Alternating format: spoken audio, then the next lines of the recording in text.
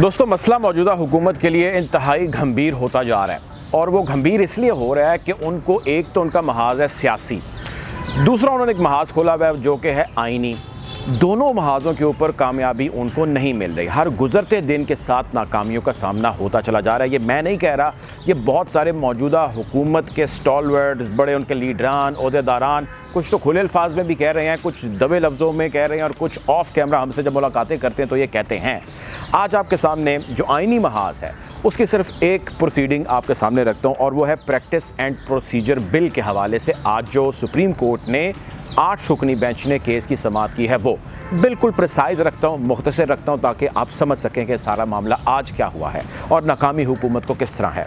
इसका आगाज़ इस तरह करते हैं कि आज जब ये समाअत जारी थी तो इसी समाअत के दौरान या इसके अख्ताम के करीब ही जो है मौजूदा हुकूमत के इत्तेहाद के तकरीबन 7-8 लोगों ने एक प्रेस कॉन्फ्रेंस कर डाली और उस प्रेस कॉन्फ्रेंस का मतन या मकसद या वन लाइनर अगर मैं आपको दूँ तो वो ये था कि जी सुप्रीम कोर्ट का ये 8 रुकनी बेंच इस केस के ऊपर समाअत कर ही नहीं सकता। तो लोगों ने फ़ौरन सवाल किया, उसने कहा भाई अभी तो पहला दिन है समाअत का, अभी तो उन्होंने सिर्फ पूछना शुरू किया कि भाई मामला क्या है, मसला क्या है। आपने आके इतनी बड़ी प्रेस कॉन्फ्रेंस इतनी ज़्यादा रिप्रेजेंटेशन के साथ कर दी, आपको ये करने की क्या ज़रूरत पेश आई, आप ऐसा क्यों कर रहे हैं। तो जब उसको सुनते गए, खुरेदते गए तो समझ आई कि उन्होंने फ्रॉम द डे फर्स्ट ही इस सारे मामले के अंदर डिफ़ीट को एक्सेप्ट कर लिया है। वो इसलिए एक्सेप्ट किया है क्योंकि उसके लिए आपको जाना पड़ेगा आज के केस की समाअत के हवाले से। अच्छा, अब मामला ये है कि प्रैक्टिस एंड प्रोसीजर बिल के ऊपर समाअत हुई है। अब लोग पूछते हैं भाई ये है क्या, कुछ लोगों को तो पता है, जिनको नहीं पता मैं आपको वेरी क्विकली बता देता हूँ ये है क्या। प्रैक्टिस एंड प्रोसीजर बिल एक ऐसी आइनी तरमीम है जो कि पार्लिमान ने की है, यानी कि जितने पार्लियामेंट के अंदर बैठे हमारे नुमाइंदगान हैं उन्होंने एक बिल पेश किया, मंजूर कर लिया लोअर से अपर हाउस से, उसके बाद उसको सदर को साइन करने के लिए भेज दिया, सदर ने इनकार कर दिया, तो अब तकरीबन 10-12 दिन का टाइम होता है, उसके बाद वो ऑटोमेटिकली एक कानून बन जाएगा, एक्ट बन जाएगा। अब बहस ये चल रही है कि लोगों का, बहुत सारे लोगों का ये ख्याल है, आइनी माहिरीन का ख्याल है कि ये गलत है, ये उजलत में बनाया गया है, इसमें कुछ किसी चीज़ की तरफ झुकाव दिखाई देता है, इसकी टाइमिंग बड़ी गलत है। अब जहन में आता है यार ये बिल है क्या। तो ये बिल है जिसमें चीफ़ जस्टिस ऑफ पाकिस्तान, उसकी शख्सियत का इसमें कोई रोल नहीं है, उसके ओहदे का रोल है कि चीफ़ जस्टिस ऑफ पाकिस्तान के इख्तियारात को कम किया जाए। 2 तरह के इख्तियारात को कम किया जाए, एक तो उसका सुओ मोटो लेना कि चीफ़ जस्टिस ऑफ पाकिस्तान का दिल करे वो उठें और वो सुओ मोटो एक्शन ले लें, ओके जिसको भी बुला लो, उसको भी बुला लो, इसको भी बुला लो। तो चीफ़ जस्टिस अकेले या फ़र्द वाहिद का इख्तियार नहीं होना चाहिए। एक तो इस बिल के अंदर ये चीज़ प्रपोज़ की गई। दूसरा ये है कि चीफ़ जस्टिस का ये भी इख्तियार नहीं होना चाहिए अकेले का कि उसकी मर्ज़ी है वो 2 लोगों का बेंच बना ले या वो 12 लोगों का बेंच बना ले या वो 13 लोगों का बेंच बना ले या वो 9 जजेस का बना ले या वो 8 जजेस का बना ले। सो ये टोटल इख्तियार भी जो है वो किसी सूरत में नहीं देना चाहिए चीफ़ जस्टिस को। सो इन 2 चीज़ों को प्रपोज़ किया गया और प्रपोज़ करके इन दोनों चीज़ों को इस पार्लिमान से जो है वो आगे भिजवाया गया। अब दरख्वास्त गुजार सामने आए और उन दरख्वास्त गुजारों ने अदालत यानी कि सुप्रीम कोर्ट को रुजू किया और एक दरख्वास्त लिखी और उसके अंदर कहा कि हम इसके अगेंस्ट हैं, इसको चैलेंज करते हैं, इसको कलअदम करार दिया जाए। चुनाचे अदालत ने, चीफ़ जस्टिस साहब ने उस दरख्वास्त को मंजूर किया और उन्होंने कहा इसके ऊपर मैं नहीं, 2 नहीं, 3 नहीं, 4 नहीं, 5 नहीं बल्कि 8 जजेस बैठेंगे सुप्रीम कोर्ट के और वो जजेस बैठ के इसका मुआयना करेंगे, इसका तकाबुली जायज़ा लेंगे और उसमें एनालाइज़ करेंगे कि जो पार्लिमान ने सुप्रीम कोर्ट के इख्तियारात 2 पॉइंट्स पे सुओ मोटो के और बेंच तश्कील दिए जाने में कम किए हैं उनको हम चेक करेंगे, उसके हवाले से डिस्कशन करेंगे, मुख्तलिफ लोगों की राय जानेंगे। अब जो पार्लिमान ने तजवीज़ की, उन्होंने कहा जी कम से कम 3 मोस्ट सीनियर तरीन जज होने चाहिए तो सुओ मोटो हो सकेगा। अगर 3 मोस्ट सीनियर तरीन जज होंगे तो बेंच फॉर्मेशन जो है वो कर सकेंगे। तो इसके हवाले से आज जो दरख्वास्त गुजार थे, राजा आमिर साहब के वकील जो हैं, उन्होंने आज काफ़ी दलाइल पेश किए और उन्होंने मुख्तलिफ रेफरेंसेस का जिक्र किया, मुख्तलिफ फ़ैसलों का जिक्र किया, बहुत सारी सक्सेस स्टोरीज़ का उन्होंने जिक्र किया और उन्होंने कहा कि जी ये इसी तरह ही है कि जिस तरह एक टीम का कैप्टन है या किसी एक फ़ौज का सालार है या कोई एक वन लीडर है, उस लीडर की पावर को अंडरमाइन कर देना। तो दिस इज़ बियॉन्ड अंडरस्टैंडिंग। खैर इसके प्लसेस भी हैं, इसके माइनसेस भी हैं, लेकिन ये उन्होंने वहाँ पर दलाइल पेश किए और उन्होंने कहा कि जी अगर चीफ़ जस्टिस फ़र्द वाहिद की ताकत नहीं है तो फिर उससे ओहदे का भी फ़ायदा नहीं है।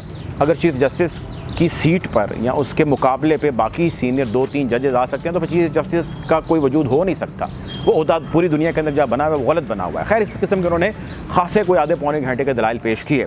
चीफ जस्टिस साहब ने इस सारे के ऊपर नोटिस जारी कर दिए और उन्होंने नोटिस जारी किए पाकिस्तान बार काउंसिल को, उन्होंने नोटिस जारी किए सुप्रीम कोर्ट बार एसोसिएशन को, अटॉर्नी जनरल ऑफ पाकिस्तान को, सदर मुमलिकत और वज़ीर आज़म को, बज़रिया प्रिंसिपल सेक्रेटरीज़ भी उन्होंने नोटिस जारी किए और कहा कि जी आप यहाँ आपके नुमाइंदगान जो हैं वो नेक्स्ट वीक इसकी हेयरिंग होनी है, आप यहाँ पर तशरीफ़ लाएँ और ला के ये बताएँ कि किस तरह ये पार्लिमान का फ़ैसला जो है वो दुरुस्त है। उन्होंने कहा जी हम पार्लिमान की इज़्ज़त बड़ी करते हैं, लेकिन क्या इसको हम कलअदम करार दे दें। यानी कि चीफ जस्टिस ने आज कॉन्क्लूड इस नोट के ऊपर सारी गुफ्तगू को किया कि क्या इसके सारे जो कानून पास किया गया, अमेंडमेंट की गई है प्रैक्टिस एंड प्रोसीजर बिल की, क्या हम इसको कलअदम करार दे दें। यानी कि if we go in this way तो कोई मसला मसाइल तो नहीं है। इसको चेक करने के लिए इनको नोटिस भेज रहे हैं। मेरे साथ 7 और जज साहबान बेंच के अंदर बैठेंगे और इस केस के हवाले से कार्रवाई करेंगे।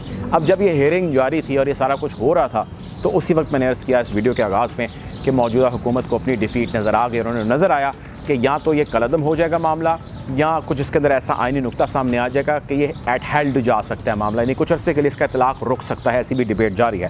बट ज़ाहिर है एक प्रॉब्लम है और इसी प्रॉब्लम को सामने रखते हुए बहुत सारे लोगों ने सवाल भी किया कि यार इस हुकूमत की मैं समझ नहीं आती, अगर चीफ जस्टिस जो है वो 3 रुकनी बेंच बनाए तो इन्हें मसला, अगर वो 8 रुकनी बेंच बना दे तो इन्हें मसला, आखिर में उन्हें मसला है क्या और किस चीज़ से मसला है और इस मसले से उनकी जान कैसे छूटेगी। तो खैर बहरहाल उनकी जान जूती फ़िलहाल जो है वो नज़र नहीं आ रही।